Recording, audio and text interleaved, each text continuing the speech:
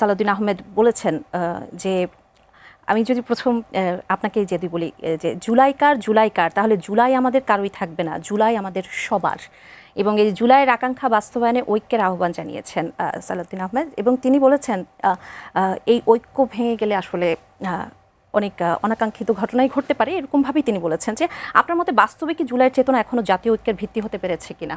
আজকে 2 বছর পরে এসে আমরা কি বলতে পারি? অনেকখানি এখনো আছে। শোনেন, রিয়ালিটি হচ্ছে যখন গণঅভ্যুত্থান হয় তখন বাংলাদেশে মোটা দাগে 2টা পক্ষ ছিল।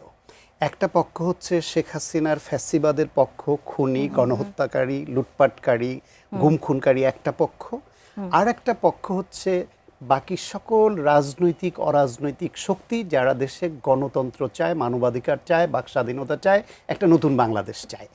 সেই ফলে 2টা পক্ষ, 2 পক্ষের মধ্যে একটা পক্ষ পরাজিত হয়েছে, গণহত্যা করেছে, পালিয়ে গেছে।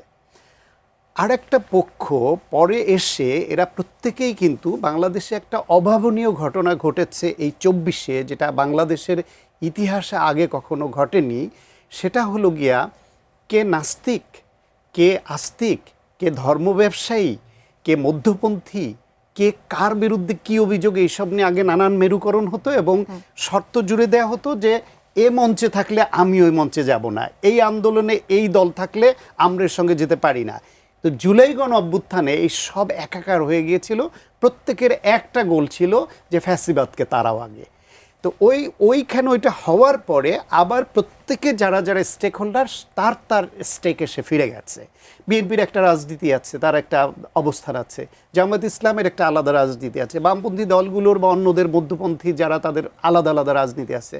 এনসিপি হওয়ার আগে বৈষম্য বিরোধী ছাত্র আন্দোলন হিসেবে তার একটা মাস ছিল, সেই মাসটাও আবার ফ্র্যাগমেন্টেড হয়ে গেল ডিউ টু তারা যখন পলিটিক্যাল পার্টি করলো তখন তারা একটা পলিটিক্যাল স্টেক হোল্ডার হয়ে গেল। প্রাইভেট বিশ্ববিদ্যালয়ের ছাত্ররা তাদের জায়গায় ফিরে গেল, সাধারণ ছাত্রদলের ছাত্ররাও তো ছিল এর সঙ্গে, তারা ছাত্রদল হিসেবে বিএনপির সুরে কথা বলা শুরু করলো। শিবিরও তো ছাত্র হিসেবে এই ছাত্র জনতার অভ্যুত্থানে ছিল, তারা জামাতের ছাত্র সংগঠন হিসেবে রোল প্লে করা শুরু করলো। ফলে এই যে ছাত্রদের মধ্যে অনেকগুলা ভাগ আলাদা আলাদা হয়ে গেল, কেউ নিষ্ক্রিয় হলো, আর মেরুকরণ আলাদা আলাদা হয়ে গেল, রাজনৈতিক দলগুলো হলো।